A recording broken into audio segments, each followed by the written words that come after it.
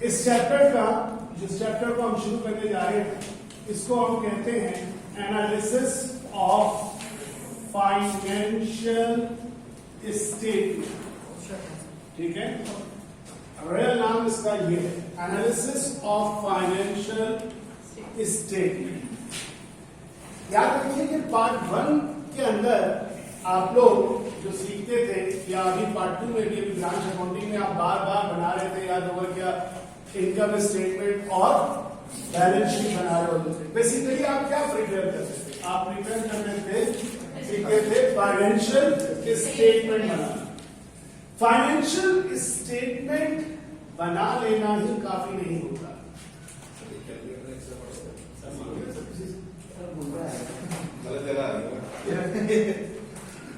अभी काम तो नहीं कर रहे। अरे आप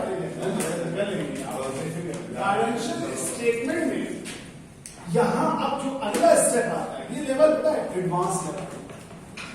ये कहता है फाइनेंशियल स्टेटमेंट बना तो लिया, बना के सबको बांट भी दिया, लेकिन बुनियादी पर्पस क्या था फाइनेंशियल स्टेटमेंट? यानी इस चैप्टर को पढ़ने से पहले सबसे पहली चीज एक आपको फाइनेंशियल स्टेटमेंट बनाना आता है।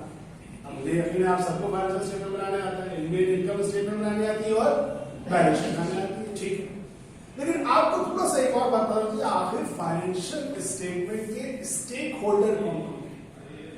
सबसे पहले तो हमें पता नहीं, मैंने जो लफ्ज इस्तेमाल किया स्टेक होल्डर, समझ में आया स्टेक होल्डर क्या होता है? एक लफ्ज होता है स्टॉक होल्डर, स्टॉक कहते हैं शेयर, तो स्टॉक होल्डर से मुराद होता है शेयर होल्डर। मगर स्टेक होल्डर कहते हैं, स्टेक कहते हैं ना, आपका क्या स्टेक पे लगा है। स्टेक होल्डर से मुराद वो लोग जो लोग उससे क्या है इंटरेस्ट रखते हैं, जिनका कोई ना कोई उसमें मफाद वापसता है। तो स्टेक होल्डर ये तो सोचो कौन लोग हैं जो फाइनेंशियल स्टेटमेंट को पढ़ना चाहते हैं, जानना चाहते हैं, उससे कुछ अखज करना चाहते हैं। तो बुनियादी तौर पर तो वैसे बहुत से लोग हो सकते हैं, लेकिन हम उनको 4 ग्रुप्स में डिवाइड करते हैं। फाइनेंशियल स्टेटमेंट में सबसे पहला अगर कोई इंटरेस्टेड पार्टी है तो वो है ऑनर। क्यों? क्योंकि उसका माल लगा हुआ है, वो देखना चाहता है कि मेरा पैसा कितना कमाया, कितना गवाया, कहां से आया, कहां से गया, वो लाजमी पता चाहेगा जानना कि फाइनेंशियल स्टेटमेंट में क्या है पॉलिसी। उसके बाद अगर दूसरे नंबर पे कोई इंटरेस्टेड है, बल्कि मैं इसको यूं समझाता हूं कि जैसे आप लोग आपका रिजल्ट आता है और आपकी मार्कशीट आती है, तो आपके रिजल्ट और आपकी मार्कशीट में जरा सोचिए कि कौन को इंटरेस्टेड होते हैं। तो सबसे पहले आपके फादर इंटरेस्टेड होता है, क्योंकि उनका माल लगा हुआ होता है। इसी तरह फाइनेंशियल स्टेटमेंट में शेयर होल्डर इंटरेस्टेड होते हैं। दूसरे नंबर पे कह लीजिए, या फिर आप उसको पहले नंबर पे ले सकते हैं, फाइनेंशियल स्टेटमेंट में मैनेजमेंट इंटरेस्टेड होती है। जैसे आपके इसमें आप लोग इंटरेस्टेड होते हैं, क्यों? कारनामा तो आपका होता है ना। तो इसी तरह मैंने कमाई है या कमाया है या गवाया है, वो किसने किया होता है? मैनेजमेंट ने किया होता है। तो दूसरे नंबर पर जैसे आपके एग्जाम्स के रिजल्ट में स्टूडेंट इंटरेस्टेड होते हैं, फाइनेंशियल स्टेटमेंट में कौन इंटरेस्टेड होते हैं? मैनेजमेंट इंटरेस्टेड होते हैं। उसके बाद तीसरे नंबर पे फाइनेंशियल स्टेटमेंट में जो लोग इंटरेस्टेड होते हैं वो होते हैं क्रेडिटर। क्यों? क्योंकि क्रेडिटर ये देखता है, ये देखना चाहता है क्या उसने जो उधार दिया हुआ है वो पैसा कल को वापस हो सकेगा या नहीं हो सकेगा। और तीसरे नंबर पे आपके रिजल्ट में अगर कोई इंटरेस्टेड होता है तो आपके टीचर्स होते हैं, क्योंकि एक तरह से हमारी भी क्रेडिट दांव पे लगी हुई होती है। आप पास हो गए तो हमारी भी वाह होती है, सबने अच्छा पढ़ाया, मरना ना करे अगर कुछ हो गया बहुत ही बुरा रहेगा। 85 किसमें? अकाउंटिंग। माशाल्लाह, लेके चलना तो आज तो कुछ खड़े हो जाए, सारी क्लास के लिए कल हो जाए। ठीक है, बेशक लिए कैंडी लिया, लेकिन हाँ पार्टी हो जाए। 85 क्या? अच्छा, क्योंकि इन लोगों ने मेरा कितना दिमाग पाड़ा है, तुम लोगों को बता नहीं सकता, मेरे ही हौसला था कि इनको पढ़ाया। अच्छा, चौथे नंबर पे बात उससे मत फिर जाना। चौथे नंबर पे होते हैं फाइनेंशियल स्टेटमेंट में इंटरेस्टेड गवर्नमेंट अथॉरिटीज। जब गवर्नमेंट अथॉरिटीज की बात करता हूं तो उसका मतलब होता है क्या? FBR, सेल्स डिपार्टमेंट, गवर्नमेंट के वो डिपार्टमेंट्स जो आपके प्रॉफिट में से टैक्स की कंट्रीब्यूशन चाहते हैं।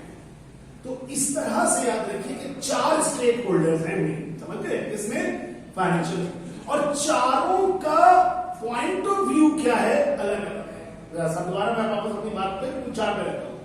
शेयर होल्डर क्या देखना चाहेगा, प्रॉफिट कमा रहे हो कि नहीं। मैनेजमेंट क्या करना चाहेगी, अपनी परफॉर्मेंस को जांचना चाहेगी कि उसने इन हालात में कितना अच्छा काम किया या नहीं कर सकते।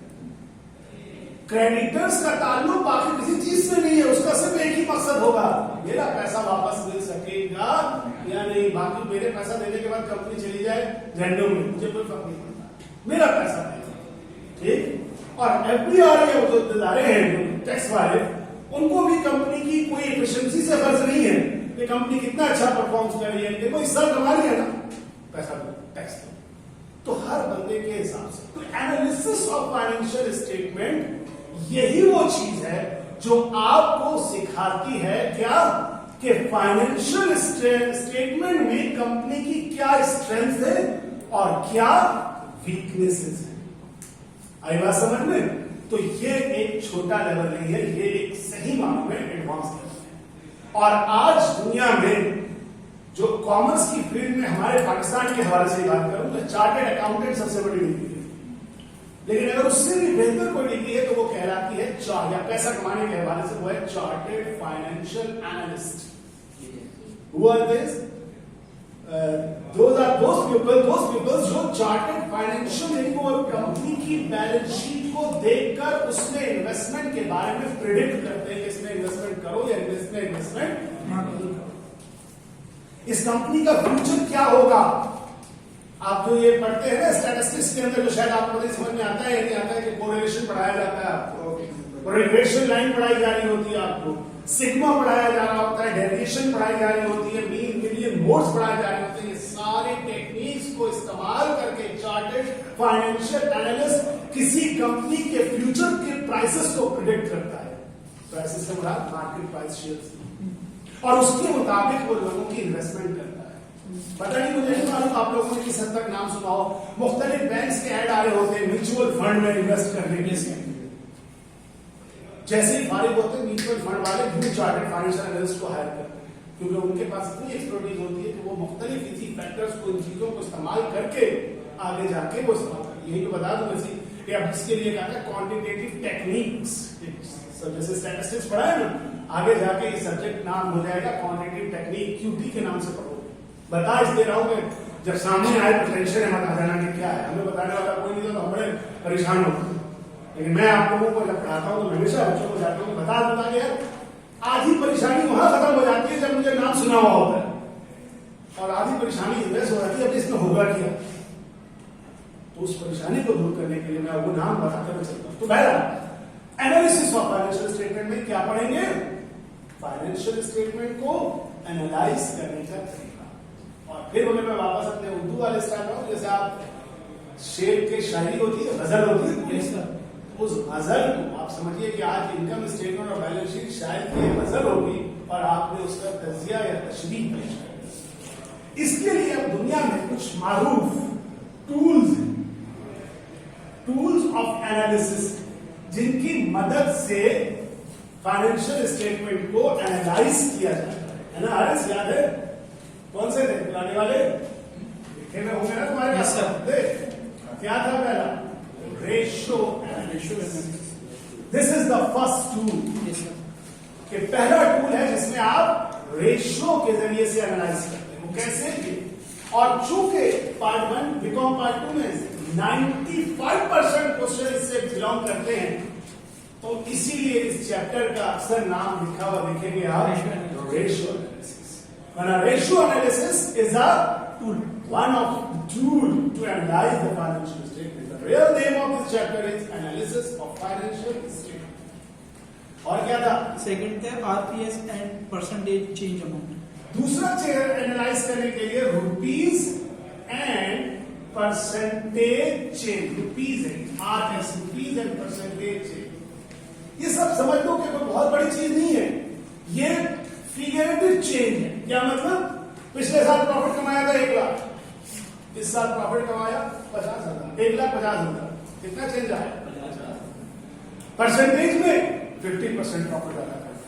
तो इस तरह से इसको कहते हैं रुपीज एंड परसेंटेज।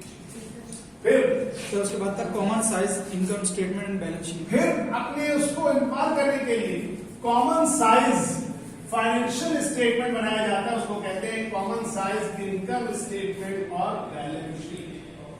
अब कॉमन साइज इनकम स्टेटमेंट और बैलेंस शीट को मैं ऐसे समझाऊं आपको कि सोचिए आप लोग जब मार्कशीट आती है तो हर सब्जेक्ट के नंबर तो लिखे होते हैं ना, तो 100 में से इतने नंबर इतने नंबर इतने नंबर, लेकिन सबसे आखिर में क्या होता है, ओवरऑल परसेंटेज जज की जाती है। इसी तरह अगर हम किसी भी दो कंपनीज की या एक कंपनीज के दो एयर को कंपेयर करेंगे तो दोनों एयर तो क्या डिफरेंट होंगे ना, या दो कंपनी के दो फाइनेंशियल स्टेटमेंट मुख्तलिफ होंगे। उन दोनों को एक जगह एक उस पे लाने के लिए परसेंटेज वाइज कॉमन साइज में लाते हैं। बहुत आसान है, कोई चीज नहीं, लेकिन चूंकि सारे टूल्स की बात हो रही है तो ये चीज आपके सामने common size income statement and balance sheet. इसी को लेकर अगला होता है चौथा, vertical and horizontal employees. Vertical and, मैं स्पेलिंग भूल रहा हूं, वर्टिकल की क्या थी, VERTICAL है ना, वर्टिकल एंड हॉरिजॉन्टल एनालिसिस, ठीक है। तो इस तरह से हमारे पास मुख्तलिफ टूल्स हैं। इसके अलावा भी बहुत सारे, अगर हम चाहें तो स्टैटिस्टिक्स के सारे टूल आ सकते हैं जो भी हमने स्टैटिस्टिक्स से पढ़े, लेकिन इस वक्त यहाँ बीकॉम के अंदर जो हम एडवांस अकाउंटिंग में जिन टूल्स के ऊपर बात करेंगे वो ये, लेकिन सबसे ज्यादा 95% क्वेश्चन इसी में, जिसमें एक और दिया जाता है, इसमें एक बल्कि यूं करके ट्रेंड परसेंटेजेस, ट्रेंड परसेंटेजेस इसी के अंदर एक टूल है, 5वें नंबर पर जो ये ट्रेंड परसेंटेजेस याद है स्टैटिस्टिक्स में पढ़ा था, इंडेक्स नंबर, जिसमें एक बेस ईयर होता था और बेस ईयर के ऊपर आगे को क्या करते थे, प्रेडिक्ट करते थे। ये उसी तरह से ट्रेंड परसेंटेज है। आप सोचो ना, एक कंपनी, याद रखना, एक बात ध्यान में रखना कि तुम्हारा मेन मकसद क्या है। यहाँ पे कोई हम अकाउंटिंग के एनालिसिस किसी ठेले वाले या किसी आम दुकान वाले के लिए नहीं कर रहे हैं, हम किसके लिए कर रहे हैं, मल्टीनेशनल कंपनीज है जिसके बहुत ज्यादा बिजनेस है, हम उनके हवाले से सारी चीजों को सोच रहे हैं। तो उनके शेयर्स है जो मार्केट में स्टॉक एक्सचेंज में लिस्टेड है, जिनके प्राइसेस है, जिनको लोग मार्केट से क्या करते हैं, खरीदते हैं, लोग इन्वेस्टमेंट करते हैं, ये सारी कहानी उनके लिए है। छोटे मोटे के लिए सारी चीजें करने की जरूरत ही नहीं है, वो चंद चीजों के साथ ही खत्म हो जाती है। तो यहां पर आज जो हम स्टार्ट या आभास करने जा रहे हैं, वो आभास करने जा रहे हैं किसको, रेशियो एनालिसिस को। तो अब जैसा कि तुम लोग आदि हो कि पिछली दफा मैंने दिखाया था, मुद्दा सही आ रही, अब आप लोगों को मैंने आदि कर दिया है कि मैं तमाम तरह की एक शीट बना के कोशिश करता हूं कि रख दूं, और उस शीट की मदद से आप लोग चले और देखें। इसमें भी मैंने कुछ चीजें की हैं, लेकिन एक हमेशा के लिए इसमें मतलब इस सवाल को करते वक्त बहुत सारी चीजें मैं आपके सामने रखूंगा, लेकिन मेरी आप सबसे एक गुजारिश ये होगी कि ये लिस्ट मौजूद है, इसको बेशक डाउनलोड भी कर लीजिएगा, मगर हर आइटम हर चीज को अपने रजिस्टर पे जरूर मुंतकिल कीजिए। उससे क्या होगा कि जब आप इसको एक दफा लिखेंगे ना तो आपको चीजें याद होना शुरू होंगी, और जब याद होना शुरू होंगी तभी आप इस चीज को आगे लेकर चल सके, ठीक है। अब एक ये शीट के अंदर पहला जो पेज है जिसमें कुछ फॉर्मूला और कुछ फॉर्मेट्स आपके लिए इकट्ठे किए गए, तो मैं वन बाय वन, याद है कि फिर मैं दोहरा दूं, मैं रिपीट कर दूं कि मैं क्या पढ़ाने जा रहा हूं। मैं आपको पढ़ा रहा हूं रेशियो एनालिसिस का चैप्टर, और इस रेशियो एनालिसिस के अंदर हम अब पहले एक चीज देख रहे हैं जिसको कहते ही है एनालिसिस ऑफ फाइनेंशियल स्टेटमेंट में क्या रेशियो, और वो रेशियो जब आप देखेंगे कि लाइन से इस पेज पर मौजूद है, 25 से 26 के करीब रेशियोज है टोटल। ओवरऑल अगर ऐसे देखा जाए जैसे अब आज तक हमने पढ़े हैं, तो मैंने कम से कम अपनी जिंदगी में कम से कम 60 रेशियोज पढ़े, तमाम यहां से लेकर वहां तक तमाम 60।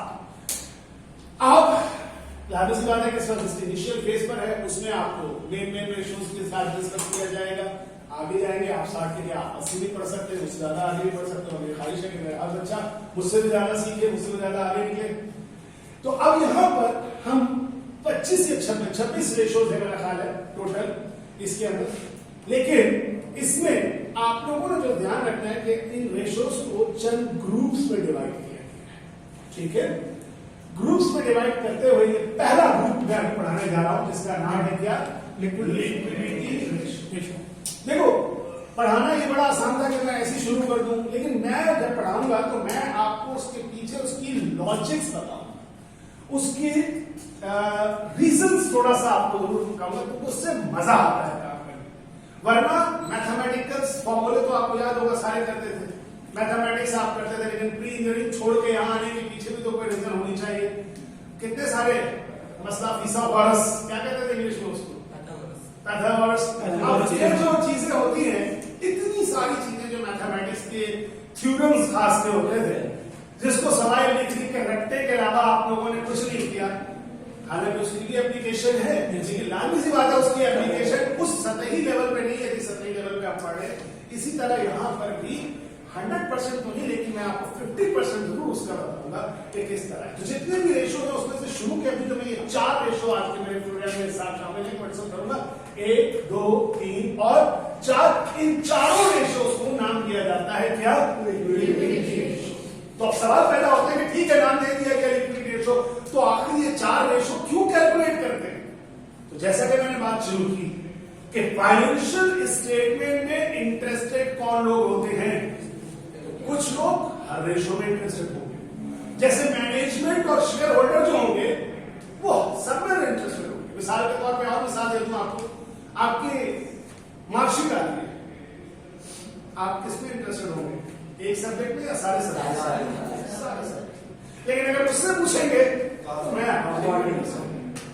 क्यों, क्योंकि भाई मेरा एरिया है, इसके बाद तुमने कम्युनिकेशन में 3 मारा है तो मुझे कोई बाबा थोड़ी मिलेगी, मुझे तो अकाउंटिंग में बाबा मिलेगी। तो इसी वजह से हर रेशियोज के कुछ खास कैरेक्टरिस्टिक्स है उसके हिसाब से। मतलब लिक्विडिटी का मतलब क्या है उसके बाद बताता हूं कौन इंटरेस्टेड होंगे। लिक्विडिटी, हाँ, कंपनी की कर्ज अदा करने की, यानी शॉर्ट टर्म। सुन लो लिक्विडिटी में कंपनी की शॉर्ट टर्म, ये सब चीजें लिखी हुई है। देखिए मैडम, अगर उसी के नीचे आप देखिए तो यहाँ पे लिख के दिया है कि liquidity ratio indicate whether a company current asset will be sufficient to pay the company current, यानी करंट लायबिलिटीज जो कंपनी के जिम्मे है क्या वो कंपनी पे कर सकेगी। तो अगर कभी कोई लिक्विडिटी बोले तो simple, the short term debt paying ability of a firm is called liquidity. कौन इंटरेस्टेड होगा, वो लोग मैंने कहा क्रेडिटर, क्रेडिटर कौन थे, उधार देने वाले। उधार देने वालों में भी 2 कैटेगरी है, एक वो जो लंबे लंबे उधार देते हैं 10 साल 20 साल, लेकिन एक वो होते हैं जो आपको शॉर्ट टर्म में सप्लाई करते हैं। तो इसमें बड़े वाले क्रेडिटर नहीं होंगे, कौन से इंटरेस्टेड होंगे, शॉर्ट टर्म क्रेडिटर। मैं माल सप्लाई कर रहा हूँ तो मेरे माल के पैसे रोक सकोगे कि नहीं दे सकोगे, बोलोगे। तो अब देखो लिक्विडिटी रेशियो में सबसे पहला फॉर्मूला है क्या, नेट वर्किंग कैपिटल। फॉर्मूला ये है कि आपको बैलेंस शीट दी जाएगी, आपने करंट एसेट से माइनस कर देना है क्या, करंट लायबिलिटीज। यानी अगर आप करंट एसेट से करंट लायबिलिटीज को मतलब देखना, मेरा मूवी से चल रही है क्योंकि ये बार बार मैं पढ़ाने के मूड में नहीं हूं नहीं सर है। करंट एसेट से करंट, अब देखो करंट एसेट से करंट लायबिलिटी माइनस करना कोई मुश्किल बात तो नहीं, बिल्कुल सिंपल सी बात है। असल में देखो मैं जब कराऊंगा तो ये है जैसे क्वेश्चन नंबर 1 आपके सामने है। अब इस क्वेश्चन नंबर 1 में मैंने एक कंपनी ली है, एसएमएस का मतलब है student and student, sir and ji. Year 2 year 1 एक कंपनी का ये पहला करंट ईयर और ये उसका कौन सा ईयर है, 2 ईयर को रखा है ताकि एक तो कैलकुलेशन के वक्त मैं भी करूं आया। और इसमें आप देखिए पूरी भरपूर बैलेंस शीट और भरपूर इनकम स्टेटमेंट। कंपैरेटिव इसलिए कहा जाता है इन दोनों को क्योंकि ये दोनों 1-2 सालों को आपस में एक दूसरे के अपोजिट लिखे हुए यानी आजू बाजू लिखे हुए, इस वजह से इसको कंपैरेटिव नाम दिया। तो अब आप देख सकते हैं अभी वहां पीछे फॉर्मूला था, क्या था, नेट वर्किंग कैपिटल का फॉर्मूला क्या था, करंट एसेट्स माइनस। यहाँ ये सॉल्व हुआ हुआ है लेकिन मुझे अभी वहां जाने की जरूरत नहीं है। अगर मैं करंट ईयर में कहूं कि क्या होगा तो देखिए ये है करंट एसेट 2,26,000, ये है ईयर 2 की करंट लायबिलिटीज। तो इस करंट एसेट से इस करंट लायबिलिटी को आप माइनस कर देंगे तो आपके पास क्या आ जाएगा, ये देख सकते हैं आप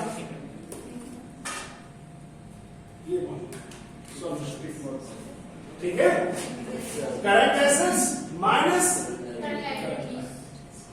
ये ईयर 2 को सॉल्व किया हुआ है और इधर ईयर 1 को सॉल्व। फिगर जरा ध्यान में रखिएगा कि अभी मैं बोलूंगा तो आपने देखिए 64,000 और 1,19,000। लेकिन आसान बात यह है कि इस सवाल में आपको बहुत भरपूर किस्म की बैलेंस शीट बना के दे दी गई है। सारा डाटा क्या कर दिया है, कंसाइज एक साथ तरतीब दे दिया है। पास्ट ईयर पेपर के क्वेश्चन जब तुम देखोगे तो उन क्वेश्चन में क्या होगा कि पूरी बैलेंस शीट और इनकम स्टेटमेंट के तमाम डाटा को मिलाया, हिलाया, फेंक दिया। समझ में आया? यानी कि सर वहां पे आपको नहीं पता क्या, आपको चुनना पड़ेगा, ये करंट एसेट है, ये करंट एसेट है, ये करंट एसेट है, ये करंट एसेट है, ये करंट लायबिलिटी है। तब फिर उनको क्या करना पड़ेगा, टोटल करना पड़ेगा, तब आपको मालूम हो सकेगा कौन से करंट एसेट्स हैं और कितने करंट एसेट्स हैं और कितनी करंट लायबिलिटीज। तो इसीलिए मैंने जो फॉर्मूला एंड फॉर्मेट का पेज डिजाइन किया है उस पर आप देखिए कि मैंने आपको list of current assets design कर। अब मैं यही कह रहा था कि इस चीज को लिखिएगा तो क्या होगा, याद होगा, क्योंकि ऐसे लिखा हुआ रहेगा आप याद रखिए कि आपको याद नहीं हो सकेगा। तो जो बच्चे अच्छे से पढ़ना चाहते हैं मैं उन सबसे यही कहूंगा कि आप क्या कीजिए, फॉर्मूला लिखिए और फिर उसके सामने लिखिए करंट एसेट में क्या क्या होगा। अब कोई ऐसा आइटम नहीं है जो आपको नहीं आना चाहिए। कैश इन हैंड आपको मालूम है, कैश इन बैंक आपको मालूम है, marketable securities short term investments होती है, शॉर्ट टर्म बिजनेस की। मार्केटेबल का मतलब है जो चीज मार्केट में बेची जा सके, सिक्योरिटीज का मतलब है ऐसी चीजें जिसकी वैल्यू हो।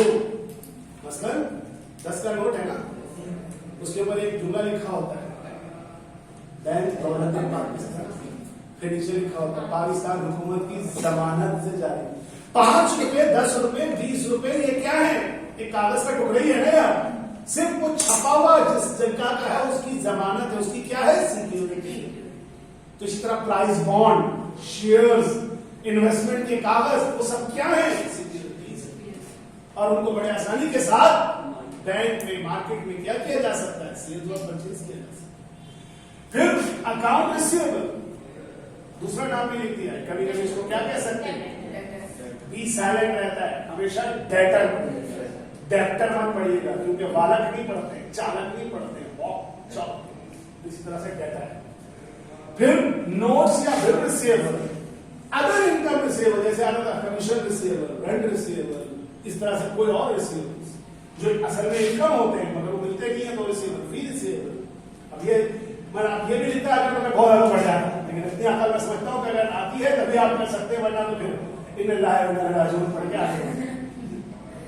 फिर मर्चेंडाइज इन्वेंट्री, एंडिंग, इसको दूसरा नाम ऑफिस सप्लाईज, प्रीपेड कोई भी एक्सपेंस या advances to.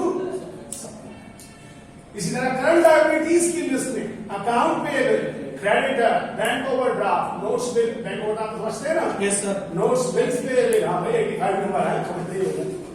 Other expenses payable, जैसे वो अदर इनकम रिसीवेबल था, ये other expenses payable, accrued, outstanding expenses, short term, ये है सारे तरह।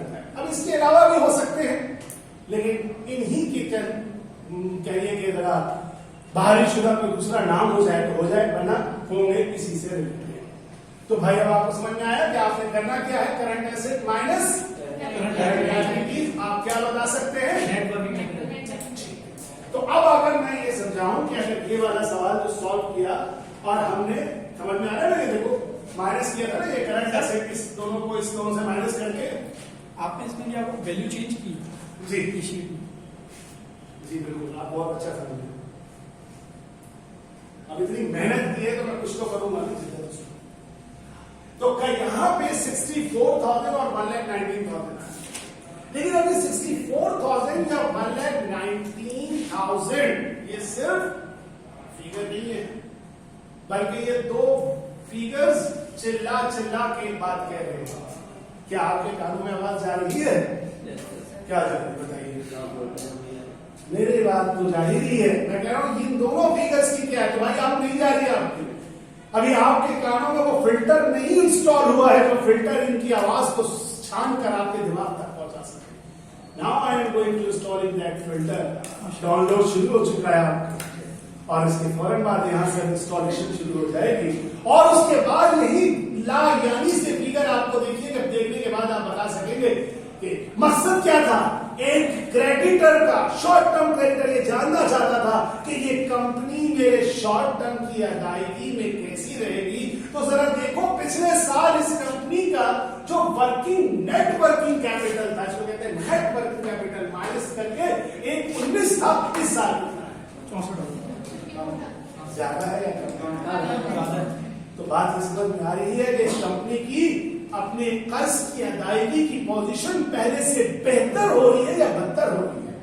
तो यकीनन आपका होगा कि they are going to worse situation.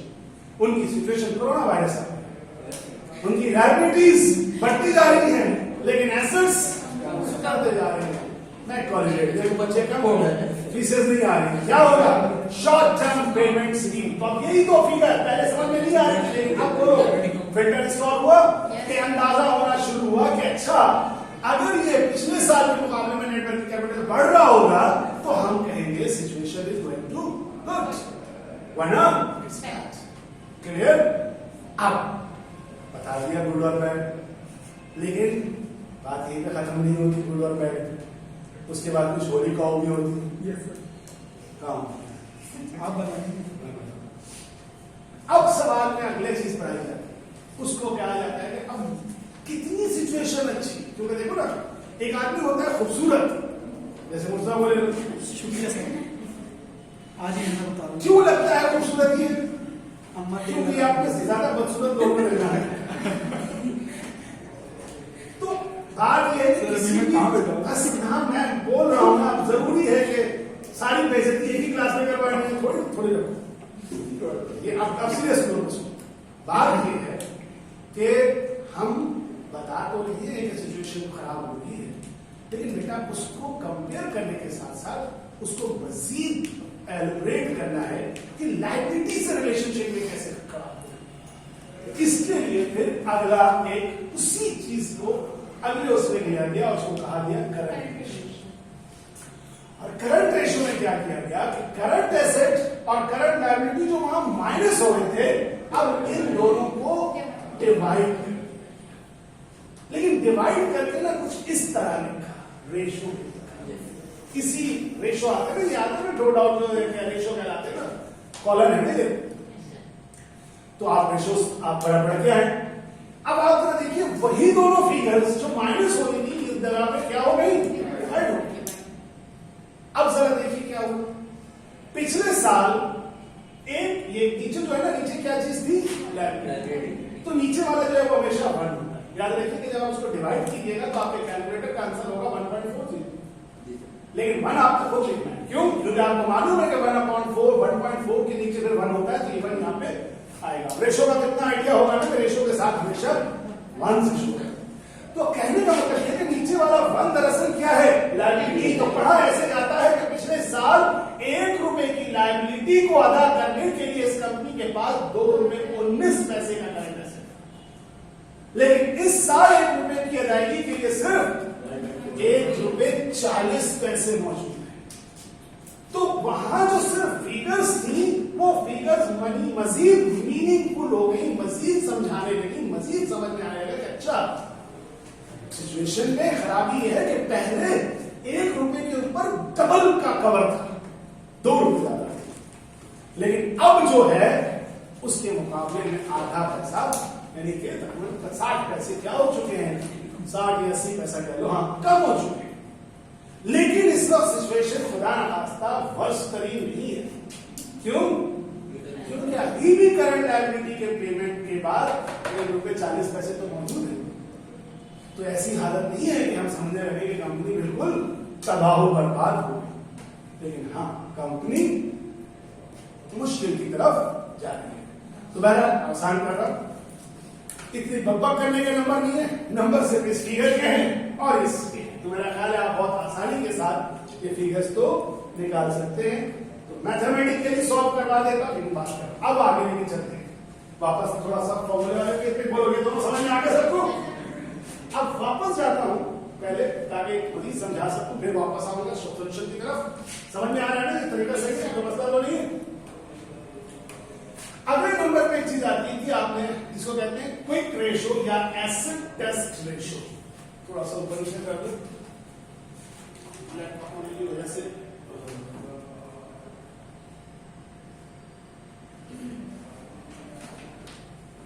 सही है, वो लेफ्ट से हट गया, Yes, sir. कैमरे में नजर नहीं आएगा इसलिए मैं कर रहा हूं। Super quick rate quick ratio और एसिड टेस्ट रेशो। अच्छा, अब एक बात देखिए, अभी जब मैंने करंट एसेट की लिस्ट बनाई थी ऊपर, तो करंट एसेट की लिस्ट में कौन कौन सी चीजें शामिल थी? कैश, कितना टाइम है मेरे पास, कैश, बैंक, रिसीवेबल और ये सारी चीजें थी। जरा सोच के बताओ कि इन तमाम करंट एसेट्स में से कौन सी ऐसी चीज है जो शायद हमें कर्ज अदायगी के लिए ना मुयस्सर आ सके?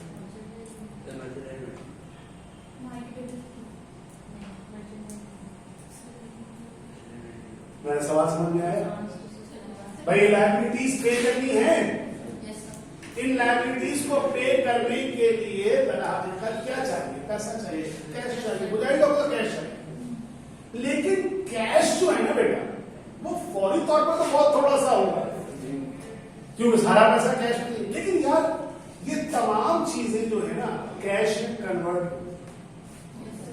लेकिन कुछ चीजें वाकई कन्वर्ट होती है और कुछ चीजें कन्वर्ट नहीं। एक्सपेंसेस नहीं बोलो, प्रीपेड। अब मैं समझा, बेसिकली होता ही है, कैश, बैंक और मार्केटेबल सिक्योरिटीज को कहा जाता है कैश एंड कैश इक्विवेलेंट, क्योंकि ये तीनों दरअसल का दरअसल कैश है। समझ गए? क्योंकि कैश इन बैंक क्या है? कैश। अक्सर पेमेंट तो बैंक से ही होती है ना आजकल के दौर में। मार्केटेबल सिक्योरिटी नहीं, मैंने मार्केटेबल है तो फौरी तौर पे 2 दिन के नोटिस में, 3 दिन के नोटिस में वो किस पे कन्वर्ट हो सकती है? कैश में कन्वर्ट हो सकती है। अकाउंट रिसीवेबल भी एक स्टेप दूर है, किससे? कैश। क्योंकि अकाउंट रिसीवेबल या रिसीवेबल भी समझ आता है कि अब इसका अगला क्या होगा? कैश में कन्वर्ट। और ये ध्यान में रखना कि इस वक्त जो बात हो रही है ना लायबिलिटी पे करने की, ये बात हो रही पूरे साल के दौरान। समझ में आई बात? तो अब रिसीवेबल्स आहिस्ता आहिस्ता क्या होंगे? रिसीव होना शुरू होंगे, रिसीव होना शुरू होंगे तो कितने कन्वर्ट होंगे? इसी तरह ये नोट रिसीवेबल वगैरह भी शॉर्ट टर्म के होते हैं, वो भी 5-6 महीने, 4 महीने, 3 महीने बाद क्या हो जाएंगे? तो साल से 6 महीने का, ज्यादातर आपने ध्यान रखिएगा कि 6 महीने का अवसर, ताकि समझ में आ सके कि 6 महीने के अंदर वो चीजें जो 6 महीने के अंदर अंदर अब ये लायबिलिटी की पेमेंट में इस्तेमाल होगी, तो वो है कैश, बैंक, मार्केट सिक्योरिटी और रिसीवेबल। लेकिन इन्वेंट्री ना कैश से 2 स्टेप दूर होती है, क्योंकि आम हालात में इन्वेंट्री कैश में सेल नहीं। तो मैंने क्यों किया, मैं पान की दुकान की और किसी ठेले वाले की नहीं समझा रहा हूं कि एनालिसिस कर रहे हैं, हम मल्टीनेशनल कंपनी की एनालिसिस कर रहे हैं और वहां लाजमी सी बात है कि वो कंज्यूमर बेस्ड नहीं होते, तो वहां पे फौरी तौर पर रिसीव नहीं होता, वो आगे सप्लाई होता है, क्रेडिट पीरियड होता है, उसके बाद फिर अकाउंट रिसीवेबल का पीरियड होता है। तो ये सारा ये इन्वेंट्री 2 कदम दूर है इससे, कैश से। सप्लाईज क्या होती है? सप्लाईज क्या हम स्टेशनरी वगैरह को इस्तेमाल कर सकते हैं कर्ज के तहत? पैसे नहीं मेरे पास, क्या भेजा मेरा, अपने हिसाब से मत सोचो, कंपनी के हिसाब से सोचो। फिर सप्लाईज आपके लिए, जैसे बैंक कॉलेज के फॉर्म है, छपके आए हुए पता नहीं पड़े हुए स्टोर रूम में, उनके लिए बड़ी औकात है, पैसे देके छपाया होगा। लेकिन क्या ये बैंक का ये फॉर्म बनाओ वाले कोचिंग वाले ले जाएंगे कि ना समझ लो हम इस्तेमाल कर लेंगे, नाम तो लिखना है, उनके लिए सिर्फ रद्दी है। क्योंकि अगर इस कोचिंग में नहीं इस्तेमाल होंगे तो फिर पान वाला ही इस्तेमाल करेगा तो करेगा, उसके अलावा कोई दूसरा इस्तेमाल कोचिंग वाला तो कम से कम नहीं करेगा। तो कहने का मकसद ये कि ये सप्लाईज वगैरह लायबिलिटीज ये कैश में वापस, सप्लाईज वगैरह दोबारा कैश में कन्वर्ट नहीं होते और इनका इस्तेमाल लायबिलिटी के अदायगी के लिए। इसी तरह एडवांसेस और प्रीपेड, ये भी क्या है, किसी को एडवांस दे दिया, क्या घर का किराया एडवांस दिया, प्रीपेड शो है, दुकान का किराया, ऑफिस का किराया एडवांस दे दिया, लेकिन क्या हम कर्ज किया जाएंगे उनसे बोलेंगे हमारा एडवांस वापस कर दो, तो पॉसिबल नहीं है। इसीलिए वो जो करंट रेशो में तो हमें एक सेटिस्फेक्शन तो दी कि हाँ पैसे ज्यादा है, मगर करंट एसेट में तो कुछ ऐसे आइटम शामिल हैं जो कल को लायबिलिटी की पेमेंट में इस्तेमाल नहीं हो सकते। तो कहा गया करंट एसेट को हटा दो, किसको ले लो? अब ये पहली दफा सुनने कोई कैसेट। अब जरा देखो कोई कैसेट की लिस्ट क्या है। कैश, बैंक, मार्केटेबल सिक्योरिटी और नीचे अगर तुम देखोगे तो तमाम रिसीवर्स। तो आसान तरीन लफ्जों में याद ही रखना कि करंट एसेट्स में से इन्वेंट्री, सप्लाईज और प्रीपेड हटा तो बाकी सारा करंट एसेट क्या बन जाएगा? Quick asset. करंट एसेट में से इन्वेंट्री, मर्चेंडाइज इन्वेंट्री और फिर सप्लाईज। सप्लाईज को ना बातों का इन्वेंट्री ही कहा जाता है। सप्लाईज भी इन्वेंट्री है, बेचने के काम नहीं आती, कस्टमर को सर्व करने के तो काम आती है। तो जब अगर कहा जाए इन्वेंट्री तो उसका मतलब सप्लाई इन्वेंट्री उसमें ऑटोमेटिकली शामिल है। इसलिए हायर लेवल पे अगर कोई तुमसे कहेगा तो ये कहेगा इन्वेंट्री और प्रीपेड। तो इन्वेंट्री का मतलब समझ लेना, मर्चेंडाइज इन्वेंट्री भी और सप्लाईज भी। ये है क्विक एसेट। तो फॉर्मूला क्या है क्विक रेशो का? Quick asset, quick asset upon current. इसी का दूसरा नाम है एसेट। एसेट का क्या मतलब? एसेट का मतलब होता है कि हाँ, मतलब असासा। एसेट नहीं है, एसेट है। एसेट तेजाब, तेजाब, तेजाब, एसिड, तेजाब, तेजाब। एसेट का मतलब अगर डिक्शनरी खोल के कभी देखिएगा तो इसका मतलब तेजाब नहीं है, ये है क्विक, तेज। वो चीज जो तेजी से काम करे उसे एसेट कहते हैं। तो एसिड टेस्ट रेशो इसीलिए नाम दिया गया कि हम जानना चाहते हैं कौन से ऐसी चीजें जो फौरी तौर पर। तो आपके पास पहले ये सवाल देखिए, उठाइए कैलकुलेटर हाथ में रखिए, उठा लिया। इस वक्त आप एयर 2 का कैलकुलेट कीजिए क्विक एसिड, अपनी बात लिखिए। एयर 1 का क्विक एसिड कैलकुलेट कीजिए, लिखिए, ताकि मैं अभी जब सोल्यूशन की तरफ चलूं तो आपके पास कैलकुलेटेड फिगर मौजूद हो। कैसे निकालेंगे? पिटाई हो जाए, बताएं सर। अभी बताया कैश, बैंक, दो तरीके हैं, सुनो समझो। Cash, bank, marketable security, account receivable net करते हुए यानी माइनस करते हुए यहां तक ऐड कर लीजिए। चार चीजों, चारों को ऐड, अलाउंसेस को माइनस कर दीजिए, आपके पास आ जाएगा सब निकाल लीजिए। दूसरा तरीका, दूसरा तरीका क्या हो सकता है? रिटर्न क्या होगा? दो तरीका, टोटल में से 1, 2, 3 माइनस तभी बच्ची डालेगा आपके पास, ठीक है ना? 3 नहीं, हाँ 3 प्रीपेड तो पहले माइनस, प्रीपेड तो इस प्रोडक्ट में माइनस हो चुका है, तो इसको दोबारा माइनस मत कीजिए। 1, 2, 3 आते हुए ये 4 ऐड होकर ये माइनस, दोनों सूरतों में बराबर है। 136 समझ में आके देखो, इसलिए सिखा रहा हूं कि बाद औकात ऐसा होगा हमें जल्दी से काम करना होगा, तेज काम करना होगा, तो 4 करंट एसेट को ऐड करने में ज्यादा टाइम लगेगा। पहले करंट एसेट ऐड कर चुके थे, 5 आइटम थे, 5 में से सिर्फ 1 था जो माइनस कर रहा था, प्रोडक्ट में से माइनस कर देना है, इनको फौरन पहुंच जाओ। तो अब देखो दोनों का निकाल लिया। अब आप देखिए कि यही फॉर्मूला मैंने सॉल्व करके आगे रखा। क्या आ रहा है? क्विक एसेट, क्विक रेशो या क्विक रेशो या एसेट टेस्ट रेशो 136। सोते 136 ना सकते। फिर अब जरा देखिए पिछले साल 1:1.1 था, इस साल 1:0.1। अब आप देखेंगे इसमें भी 1 से भी कम हो गया, यानी इसका मतलब है करंट ईयर में हालत थोड़ी से ज्यादा पीछे जा रही है, सिचुएशन थोड़ी वर्स की तरफ ही है। मगर यहां पर कंपेयर करने के लिए याद रखना कुछ आइडियल रेशियो, ये अपने पास नोट डाउन करो, ये लिखे हुए नहीं। करंट रेशियो का आइडियल रेशियो है 1:2। अब आइडियल रेशियो का मतलब क्या हुआ भाई साहब? तो जैसे अभी मैंने मुर्तजा की बेइज्जती करते हुए कहा था, ये खूबसूरत इसलिए नजर आता है कि बदसूरतों में मौजूद है, मेरे जैसे खूबसूरतों में मौजूद है। ठीक है, तो मेरे से बोलो, फिर भी मैं तेरी तारीफ नहीं करूंगा। याद रखना कि आइडियल का मतलब है वो स्टैंडर्ड जिस स्टैंडर्ड पर बेस करके परखा जाएगा कि ये बेहतर है या बदतर है। और मगर एक बात और याद रखिएगा मरियम्स तमाम, क्या बस ये आइडियल हर आप लोगों की तरह जैसे सबका आइडियल जुदा जुदा होता है, इसी तरह कंपनी के हिसाब से भी आइडियल जुदा जुदा होता है, यानी नेचर ऑफ बिजनेस के हिसाब से आइडियल अलग होते हैं। लेकिन अभी फिलहाल जब इनिशियल लेवल पे पढ़ रहे हैं तो हमें एक तो आइडियल या एक दो को रखना है, तो जहन में रखिएगा कि करंट रेशो का 2:1 होना आइडियल है। अगर वो 2 से नीचे है तो इसका मतलब है कि कंपनी की जो परफॉर्मेंस है या कंपनी की जो हालत है वो सेटिस्फैक्टरी नहीं है, जिसके लिए लफ्ज होता है बिलो सेटिस्फैक्टरी।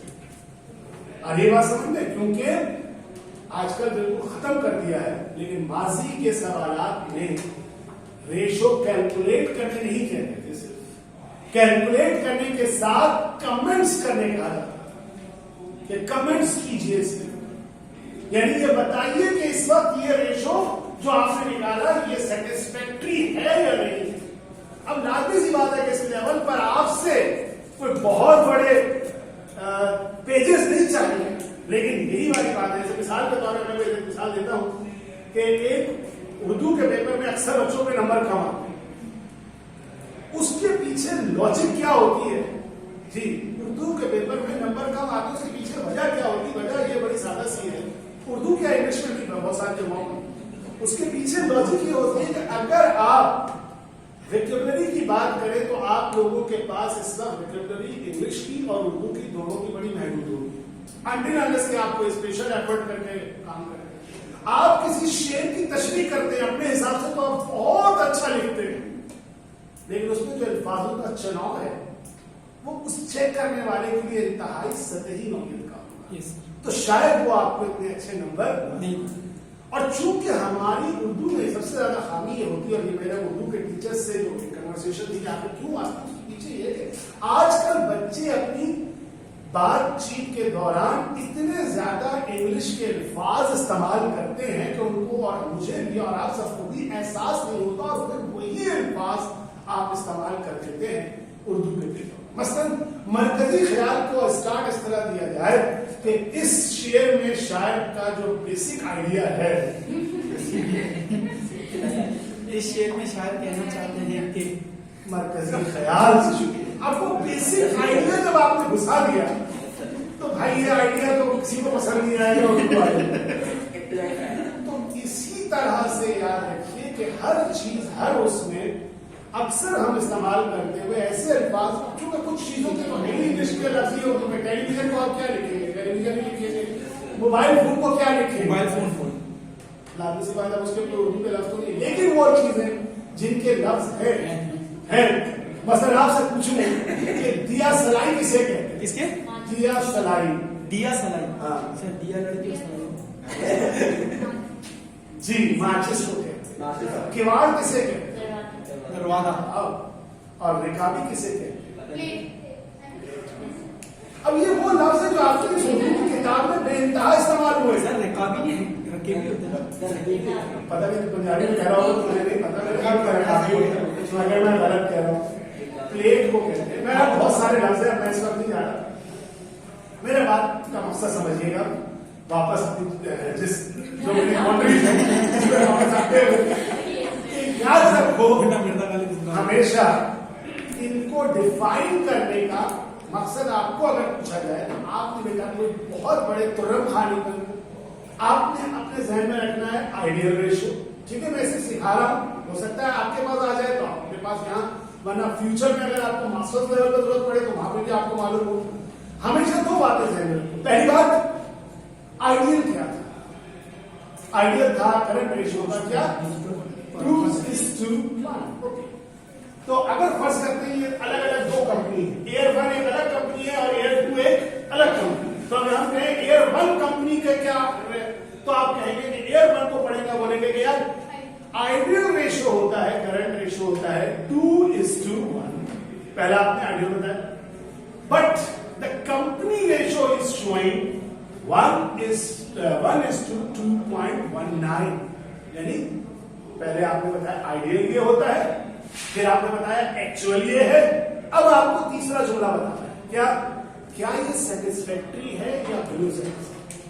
तो आप कह सकते हैं कि इट इज सेटिस्फैक्ट्री, खत्म। लेकिन अगर ये दूसरी कंपनी और इसके ऊपर आप जाते हैं तो आप कहेंगे कि आइडियल रेशो होता है 1:2, बट इस कंपनी का रेशो है 1:1.4, which is not satisfactory, below satisfactory. Not का मतलब आसानी से होता है बिलो सेटिस्फैक्ट्री। तो बिलो सेटिस्फैक्ट्री जहां बोला ना, देखो तनकीद करना तो बहुत आसान होता है, तनकीद जहां होती है वहां रिकमेंडेशन थोड़े से। अब जानते थे कि आप you are not suppose to be आप स्पेशलिस्ट, तो आप ज्यादा मत उसको रिकमेंड कीजिए, बस आपको ये मिसाल दे दीजिए, company should adopt such measures to improve its current ratio. Urdu में बोले तो कंपनी कुछ ऐसे स्टेप्स ले ले जिससे उसका करंट रेशियो बेहतर हो जाए। बस 4 सेटिस्फैक्ट्री हो तो 3 लाइन में खत्म, बिलो सेटिस्फैक्ट्री हो तो 1 लाइन रिकमेंडेशन की बढ़ाओ। बोलो याद रहेगी मेरी बात? तो अगर कभी आ भी गया तो कमेंट्स ऐसे दें, पहली लाइन में आइडियल, मैं आइडियल बताता हुआ चलूंगा, मैं भूल जाऊं मुझसे पूछ लीजिएगा। दूसरी लाइन में एक्चुअल सिनेरियो, एक्चुअल सिचुएशन। तीसरी लाइन में रिजल्ट, गुड और बैड, जिसके लिए लफ्ज सेटिस्फैक्ट्री, बिलो सेटिस्फैक्ट्री। और लास्टली अगर बिलो सेटिस्फैक्ट्री हो तो चौथी लाइन रिकमेंडेशन, जिसमें आपने और कुछ नहीं लिखना, बस आपने इतना लिखना है, company should take such steps to improve its current ratio. Measures का मतलब भी वही था, मैंने मेजर्स को चेंज करके स्टेप्स बोल दिया कि ऐसे स्टेप ले लो कि आपका रेशियो जो है पहले से क्या हो जाए, बेहतर हो जाए। क्लियर? अब सुनो, और एक पहले चलो आगे चलने से पहले एक और जवाब दो। मुझे बताओ, इस कंपनी का रेशियो 2.19 था, तो ये अब सेटिस्फैक्ट्री है। 2.5 होता तो क्या कह सकते थे? सेटिस्फैक्ट्री से अबव है। 3 हो जाता तो बहुत ज्यादा होगा, 4 हो जाता तो उससे ज्यादा होगा। तुम गधे हो भाई। किसी भी चीज की ज्यादती अच्छी नहीं होती। याद रखो, कंपनी अगर करंट एसेट में करंट रेशियो बहुत फैला के बैठी हुई है, जबरदस्त करके बैठी हुई है, तो याद रखना बेटा कंपनी की प्रॉफिटेबिलिटी मुतासिर होगी। कंपनी करंट एसेट से नहीं कमाती है, कंपनी कमाती है किससे? फिक्स एसेट से। मैं अपने करंट रेशियो को अच्छा करने के लिए हर वक्त ऑफिस में बैठ के कैश लेके बैठा हूं, कोई भी मेरे पास क्रेडिटर आए मुंह पे मारूंगा पैसे, तो क्रेडिटर आए ना आए, वो भाई लोग आ जाएंगे छीनने के लिए, ले जाएंगे आप, पता होगा विड्रॉल देना पैसा होता है। तो बात दरअसल ये है कि ये एक लेवल तक हो सकता है अच्छा, लेकिन उसके बाद ज्यादा हो जाना भी बहुत ज्यादा सेटिस्फैक्ट्री। लेकिन किसी कंपनी में इतना ज्यादा भी तो नहीं होगा ना, क्या नहीं है? 4% 4 उसके भी हो जाए। तो सिर्फ अभी एक पढ़ लो, मैं सिर्फ इसी की बात नहीं कर रहा, मैं तो ये बात आपको बताना चाह रहा हूं कि आगे भी किसी जगह मैं इसको इसी को लेकर मत सोचो ना कि यहीं पे 4 हो जाए, यहीं पे 10 हो जाए, ये तो मैं हर जगह की बता रहा हूं, ठीक है? तो भाई करंट रेशो, अच्छा उससे पहले अगर कुछ पूछना चाहोगे सर वर्किंग कैपिटल को हम कैसे डिफाइन करेंगे, तो याद रखना वर्किंग कैपिटल का पॉजिटिव होना चाहिए, सेटिस्फैक्ट्री। पॉजिटिव कब होगा? जब करंट एसेट ज्यादा होगा और करंट लायबिलिटी क्या होगी? कम। अगर करंट एसेट कम है और करंट लायबिलिटी ज्यादा है तो हम क्या कह सकते हैं? This is not satisfactory position for the company, क्योंकि उसकी लायबिलिटी उसकी करंट एसेट से क्या है? ज्यादा है। करंट रेशियो का मैं बता चुका हूं, क्या हो गया? 2:1। अब आ जाओ क्विक रेशियो पे, इसका होना चाहिए 1:2। क्विक रेशियो का होना चाहिए 1:1।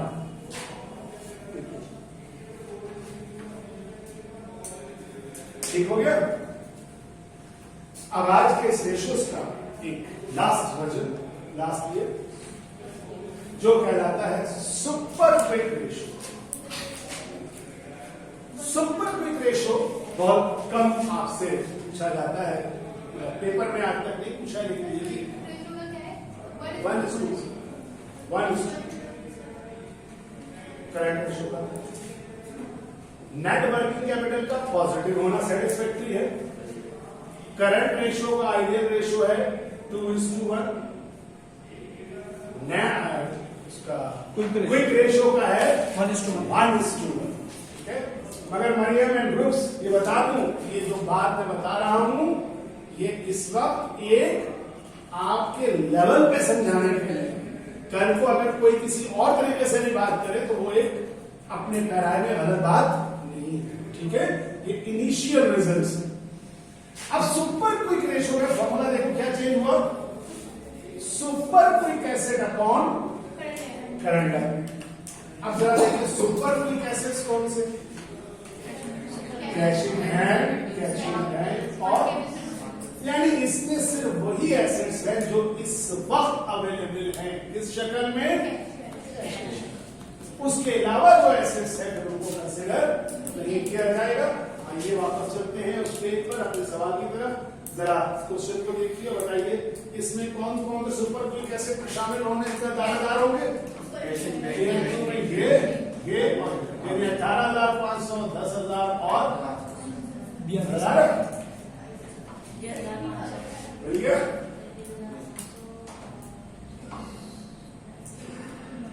अब जरा आगे देखिए सुपर क्विक रेशियो में क्या हालात है।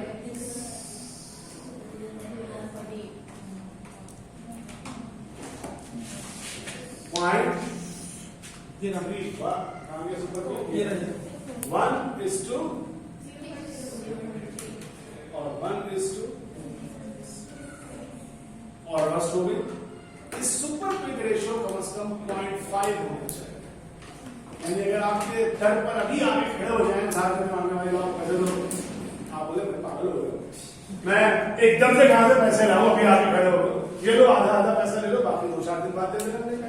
यानी 50% आपकी डेट पेइंग की एबिलिटी 0.5:1, 0.5:1 सुपर क्विक रेशियो 0.5:1। लेकिन एक बात बताओ, देखो बोर्ड पे सब लोग लिखिए, लास्ट ईयर क्विक एसिड कितने थे और इस साल क्विक एसिड कितने हैं। तो अगर देखो तो पिछले साल के मुकाबले में तो ये सुपर क्विक एसिड बढ़ रहे हैं, रेशियो भी खराब हो रहा है। तो दूसरी तरफ ये तो देखो कि लायबिलिटी उसके मुकाबले में ज्यादा बढ़ रही है। तो लायबिलिटी जो पहले 1 लाख थी वो बढ़ के 1 लाख, तो इसकी वजह से याद रहेगा। तो अब आप मेरे साथ जरा रिपीट कीजिए पहले ये चारों रेशियोज क्या, नेट वर्किंग कैपिटल क्या, current assets minus current liabilities, फिर current ratio current asset divide by current liability, quick ratio multiply by divide by. देख के भी बता रहे हैं लेकिन मेमोराइज तो कर लें। तो अब आप लोगों के लिए अभी मैं बताऊंगी अप्रोच है, ये वाला क्वेश्चन है जिसको अब आप प्रैक्टिस में रखिएगा। वो सारा स्टूडेंट था, इसके बारे में कुछ सोच लीजिए। ये राजन है, राज बड़े तशवीश हुई थी, मैंने जब एक दफा S&S नाम एवरी लिख दिया, बड़ी क्लास में चेन बोलना होने लगी, फिर और उसको शादी वादी नहीं हुई थी, तो बड़े बस भाई मैं तो कुछ याद नहीं आ रहा था, थक गया था, मैंने लिख दिया ऐसा। शर्म तो शुरू से था, तो मुझे अगर शर्मीला होता ना तो यार इस तरह पढ़ा नहीं था, फिर बैठे गए। किसको बोलना है, फारूकी को उठा के भी रहेगा, पता भी नहीं चलेगा। अच्छा, तो ये क्वेश्चन प्रैक्टिस साथ साथ चलते रहिएगा, ठीक है। इसी तरह मैंने अभी रखे और फाइनल के भी, तो अब आज यहाँ पे रोक रहा हूँ, कल इसी जगह से लेके चलूंगा। और अगर अभी इसमें ना हो तो फास्ट पेपर से मैं इसको अपलोड करता हूँ, आज तो मौका नहीं मिलेगा, ठीक है, क्लियर।